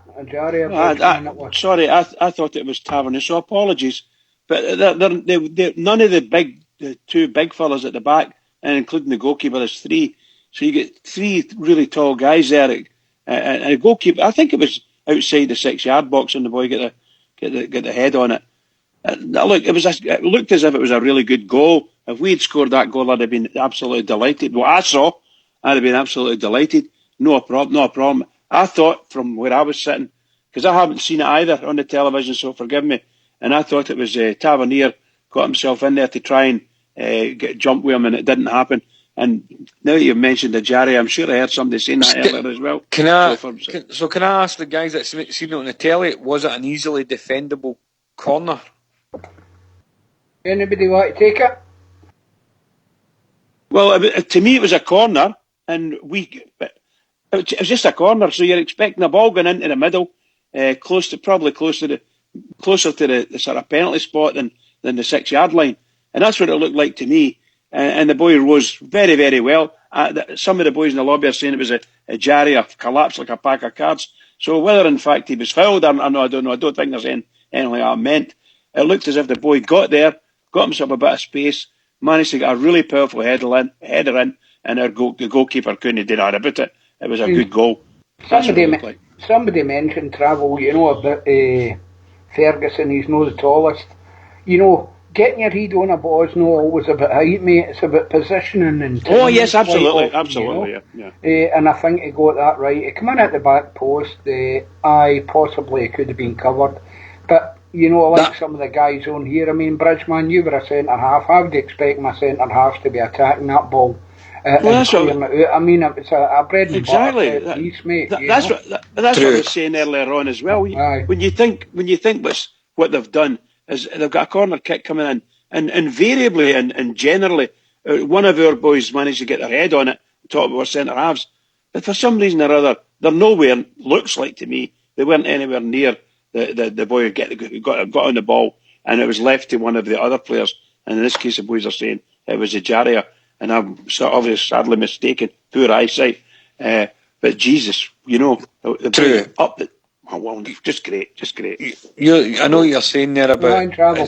it's about positioning. It's not just about being the physique or the height Aye. of the guy. But that comes back to the art of defending and whether you stop the guy's run before he gets to go for the ball, or whether you stop him being able to jump. I've not seen it. I can't. If McGregor comes off his line and puts himself into the firing line there, even try to get a fist on the ball. If he draws the foul, I really need to watch the game. I really need to see the goal to see whether it's something that we should have been better at. And unfortunately, it's a wee bit like some of the statements that's coming out for players and manager. It's a wee bit like Groundhog Day. We're losing that same kind of goal, and that's a wee bit disappointing. Again, not learning. We've been losing them kind of goals for a lot of seasons. But for me, sorry, Shadow, I'll bring you in a sec. Right. But for me, mate, if you're a goalkeeper, you're expecting your back post and your front post to be covered. Sorry, go ahead, Blue Shadow. As far as I understood it, as far as I remember it, was more or less in the middle of the goal. It wasn't the front or back post. And then, when I was playing football, if it was on the edge of the 6-yard box, that's the keeper's ball. You know, as a goalkeeper should be, middle of the goal, edge of the 6-yard box. That's goalkeepers. I'll tell you what, I've known goalkeepers that would have roasted a centre back alive for putting their head in there during when I was playing time, because that's his area, that's mine. Leave it alone. Get the hell out.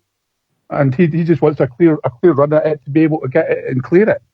And so for me, that's Al McGregor. That's Al McGregor's territory. And if he's not come and got it, then that's his fault. In saying that, yes, I don't think our two centre backs certainly covered themselves in glory that day, and I don't know why. But over the past couple of games, I don't think Goldson has actually been that great. He's not been quite up to his usual mark for me. Okay, can I just say on this? The modern day football consists of, when it comes to these defensive things, an awful lot of blocking goes on. You see them all blocking each other at the corners when you watch Match of the Day. You see it happening everywhere, all over the world. The forwards and the defenders all blocking each other. That might have been going on. I couldn't see it properly, and because I obviously made a mistake, but I could see the boy getting up, and the boy headed the ball in, and McGregor, no chance, absolutely no chance. So McGregor might have gotten blocked in the line, I don't know. But certainly the centre halves weren't there. A couple of the boys in the lobby here are saying, in the forum, saying that in fact there was a bit of blocking going on. So it could be that both of them, it's a tactic that Aberdeen have created when they're taking corner kicks and free kicks in. They'll put two men, one on each of the centre halves, and somebody else got them try it on with a goalkeeper. I don't know. It's very dangerous anyway, whatever they're doing. It should be one of our boys there, Bridge, to move the guy who's trying to block the keeper out the road. Absolutely. And 50% of me for winning a header is that you want that ball more than they do. Yeah, it's true. Is it true? Is it not just a case it was a good goal, guys, and nobody was at fault? No, I'm saying that it was a good goal. It was a good goal. Great cross in, the boy got up well and piloted the header in, mate. You could talk all day about, as I said earlier on, our two centre-halves would have been covering their two centre-halves. We didn't have MD a height apart from the centre-halves and probably Ejaria. The boy got a good run in and put the ball in. These things happens, mate. It was a good goal. Yeah, I think they did what we couldn't do. They got a lovely ball into the box. It makes a big difference, you know. My goodness gracious, Rangers. If you've got a ball whipped in with pace, it's always difficult to defend, regardless of that. And that's why we were so short of balls into the box, because Tavernier wasn't supplying that sort of quality, not a whip ball with pace, because all you need is a glance on it and it's in the back of the net. Can I just say, I have to say this, guys, in case anybody in the lot in the forum there's thinking, I'm not blaming anybody. We were very poor at our finishing. There's nobody to blame, no one single person to blame for our defeat. Simple as that.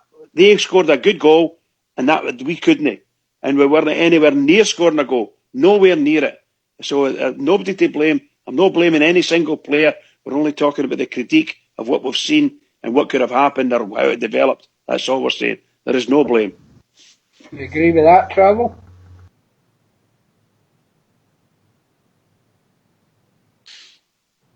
He's typing away to me, it was Dav's fault. That's enough for you.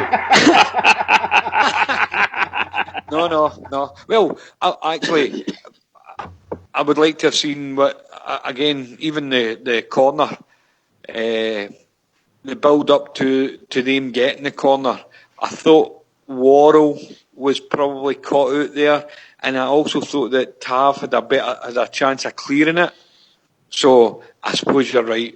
Maybe Tav is at fault. So I'm quite happy with that. That suits my agenda as normal. So we'll go with that. Go yourself, Travel.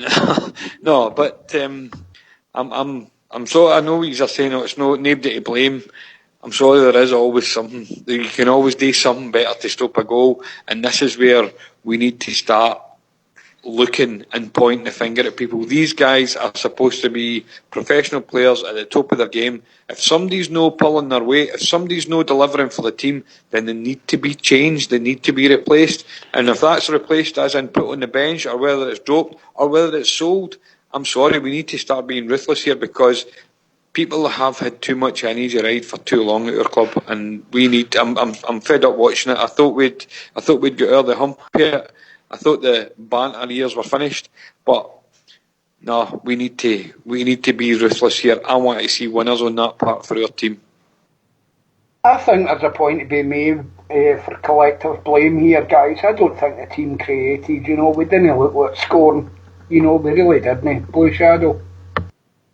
Yeah, as you know for yourself, as I said, there was no. I mean, I do actually remember a point at with Koulibaly standing on the edge of the 18-yard with the ball at his feet, and he didn't know like he knew what to do. The opposition 18-yard box this is, and he didn't look like he knew what to do with the ball. It was just it's just really, really poor. And I say sometimes you just need a man who can put his foot on the ball, attacking midfielder who can perhaps beat a player. Like Dorrans did in that game when he came on first came back from injury. He walks past a couple of players and just slid in a beautiful ball. And it was just that's the sort of player that we're needing in our team. We're not needing a deep lying Stephen Day. Stephen Days these days would be too deep lying for me. We need somebody who's a bit more mobile and a bit more energetic than Stephen would be these days. I don't know what you and the guys noticed. What we were talking about, what the boys doing about me, we were talking about watching, particularly in the first half, because they were, the second half, because you could see that Aberdeen looked as if they were in two banks of five across the pitch, and it was really difficult to get through that type of crowd. So that's what I thought. Looking at it, I was thinking, Christ, how are we ever going to get through here?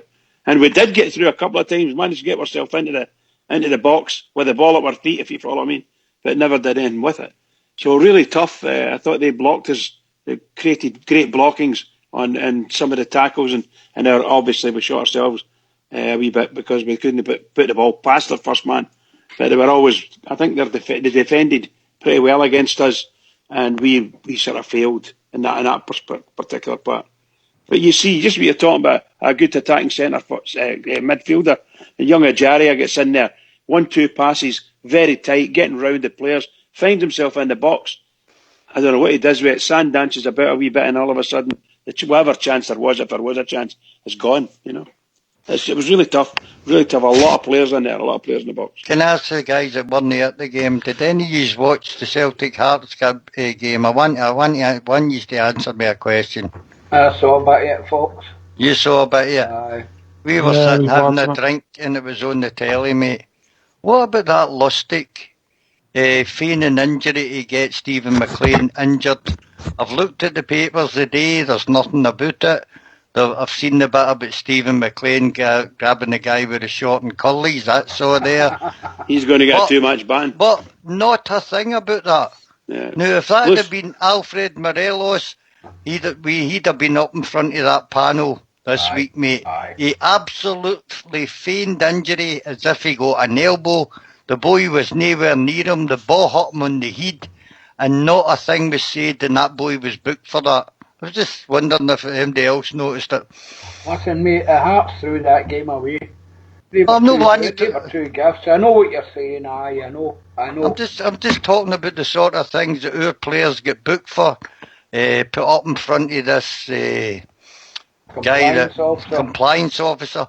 Now, I watched that. It's a panel now, apparently. I watched that, and he feigned injury and got a boy booked, and not a word about it, not one word. I was just asking the question, so maybe somebody will bring it up in the forums and I'll get it right. No, cheers, guys.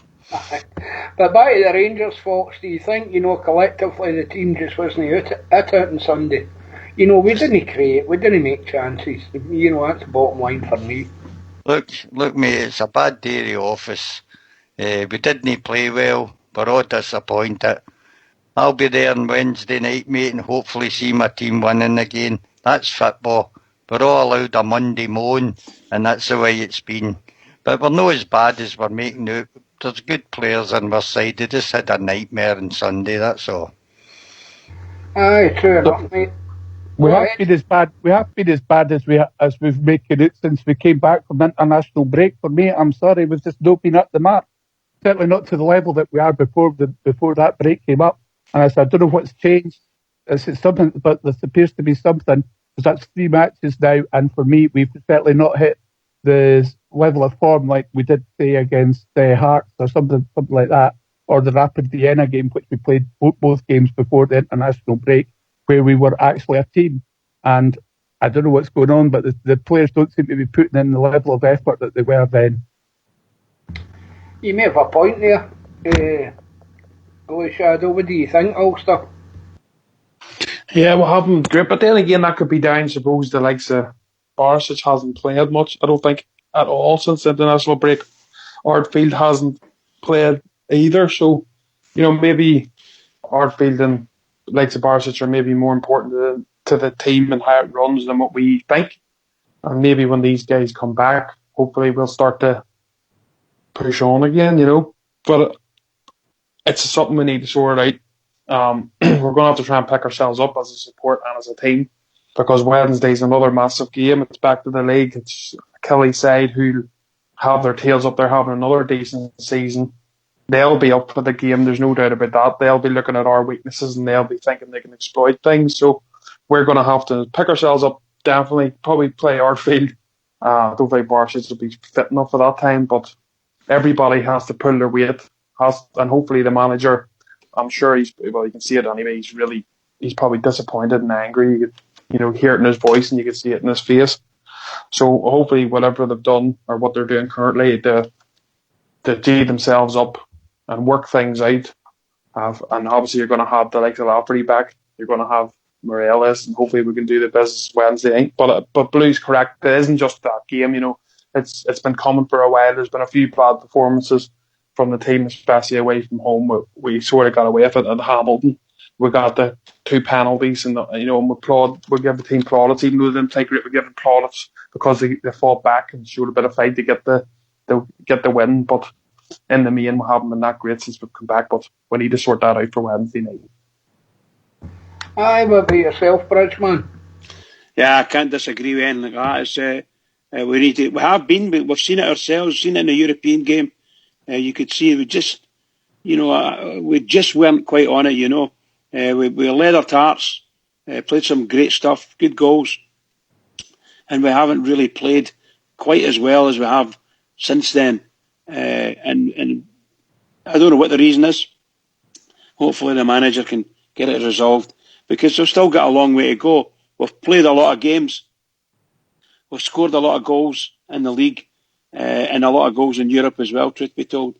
But my goodness gracious, it's starting to get to the nippy part. So we need to be able to find the form and find it very quickly. We've got a very tough game on Wednesday against Kilmarnock. That's going to be a real tough game, and that's a challenge for the team to raise their game again and get in there and get a couple of goals, because they're going to need it. The Kilmarnock are a tough team, dirty and tough. So we need to watch what we're doing. Players need to watch what they're doing, watch their P's and Q's, and let's get a few goals on the card. That'll do us a world of good. Lift the confidence again, ready for the European challenges. Well, I agree with what you're saying, Bridgeman, but there we were talking last week before the Hamilton game, massive week for us. We've got Hamilton, we put them to the sword. We then had Spartak Moscow, we took a draw, we should have won, but shoulda and did are two different things, and then, we let ourselves down yesterday, so it's not been a great week. A massive important week for the club, and I think we've been found wanting a bit. I think sorry, Cheryl, sorry. Well, I mean, for me, we let ourselves down yesterday. We got a point in Europe, which is enough.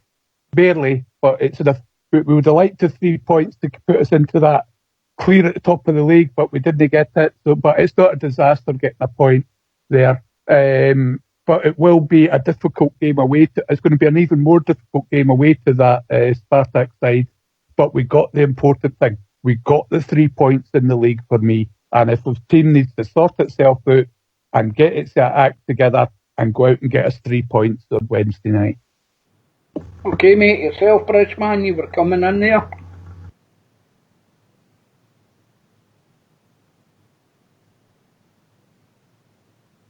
Well, I think Bridge is away a walk. Fox, big week again. You're a Bridge.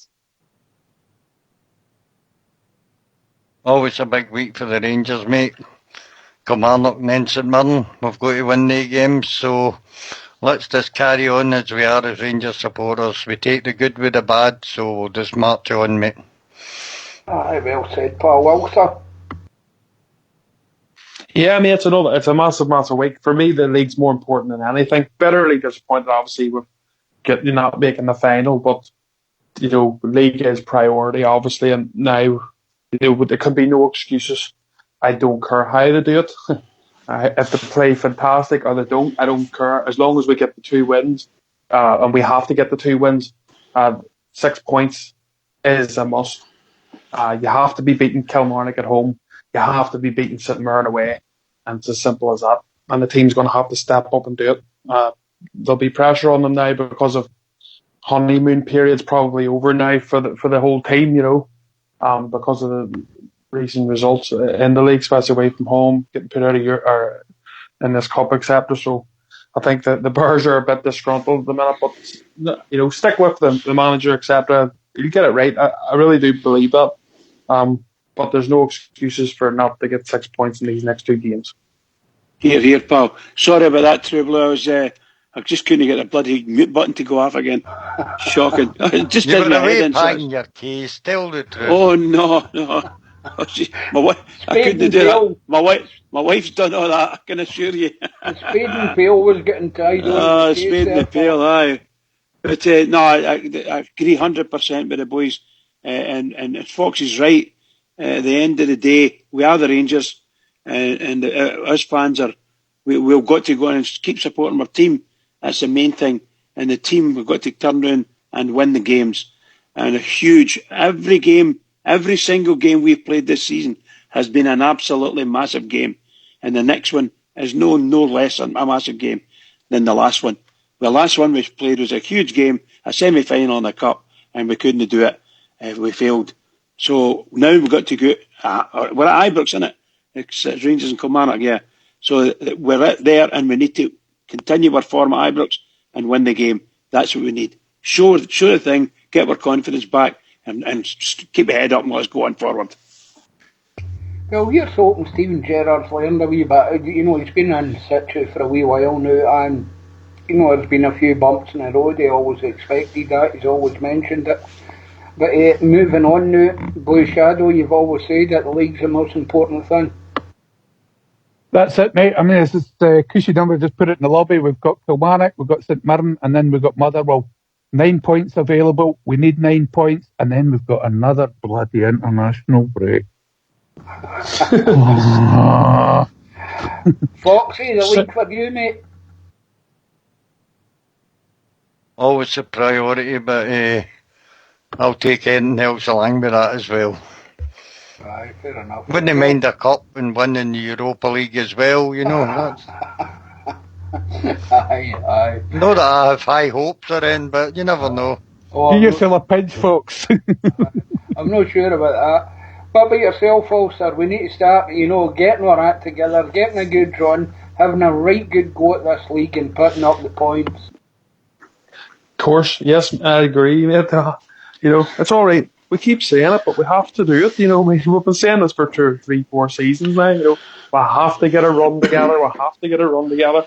Bridge always says it, and it never happens. It just doesn't happen for us, unfortunately. This season at home, we've been fantastic, especially in the league. We've been very, very good. Put teams to the sword very, very easily, in fact. But and that there's obviously Hearts as well. It was probably our biggest test to date, and we blew them away.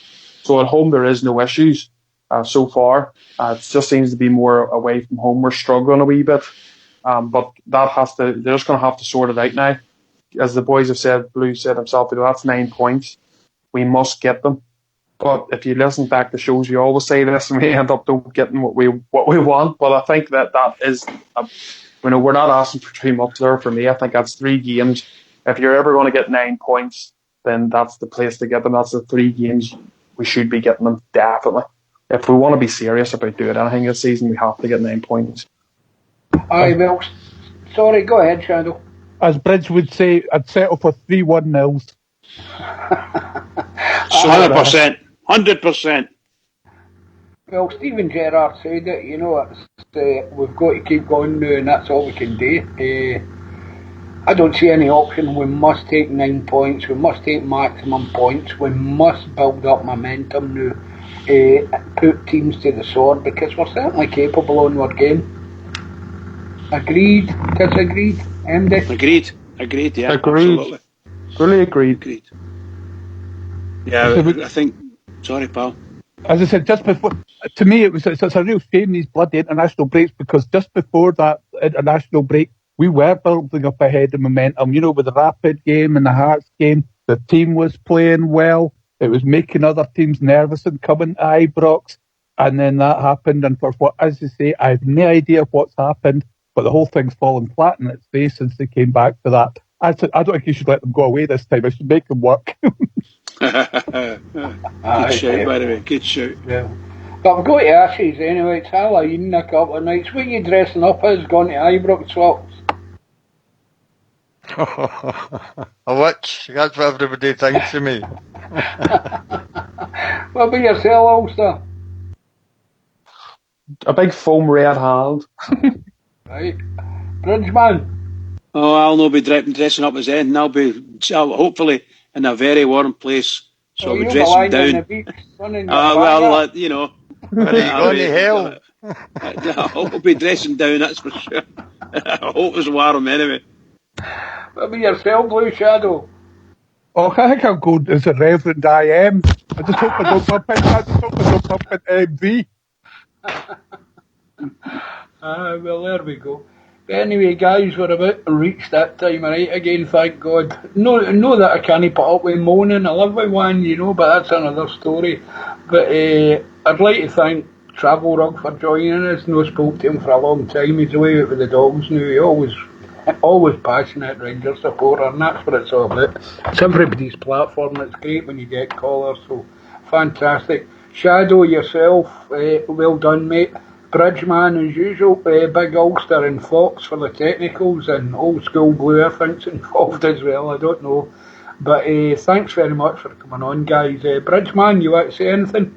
Yes, I just want to say that as far as I'm concerned, very poor, really disappointed, every single one of us. Poor finishing by our team, or even chance creation, very poor. So we've got no excuses. They won, and that's all. As we march on, get our head up and we'll march on. And can I just say, I'll be away on holiday for the next fortnight, so I'll just hope everything goes well. I'll be linking in to possibly listen in for a wee while. At least I'll pick up on the sort of replays. So can I just say to all the Rangers fans all over the world, and particularly Rangers fans on here on Rangers Radio, every single one is, please, please, please keep it going for the Rangers, because the Rangers need us. They really do. That madman, the coop in the lobby, he says, I'm dressing up as a right back, I might get a game. But anyway, I'd like to thank all you guys for calling in. I'd like to thank everybody listening on YouTube, everybody on Twitter, all the bears in the lobby, the usual. We'll be back on tomorrow night, 9 o'clock. Good night, everybody. This has been Rangers Radio. Night all.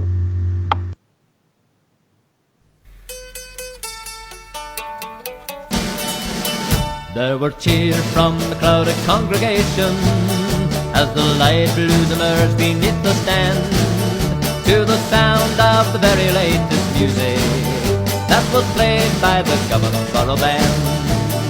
The excitement was tense, the game was starting as the Rangers kicked off amidst the roar. For the yells and shouts were just terrific when the one and only Glasgow Rangers scored. We'll support no other team but Rangers and follow wherever they may go. So drink a toast to Glasgow's football heroes who play in red, white and blue in Dunbar Go.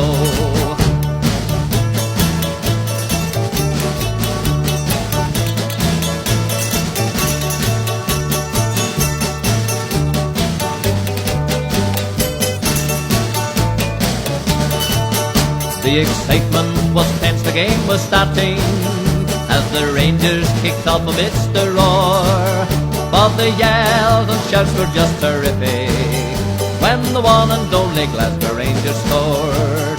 We'll support no other team but Rangers and follow wherever they may go.